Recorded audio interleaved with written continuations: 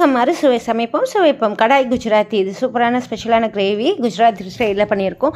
So curd எடுத்துக்கோங்க. கர்டில் வந்து மஞ்சத்தூள், மிளகாத்தூள், உப்பு, கடலை மாவு, பெருங்காயத்தூள் இது எல்லாமே இதில் போட்டுட்டு இந்த கிரேவி அந்த மிக்ஸை வந்து நல்லா மிக்ஸ் பண்ணிவிடுங்க.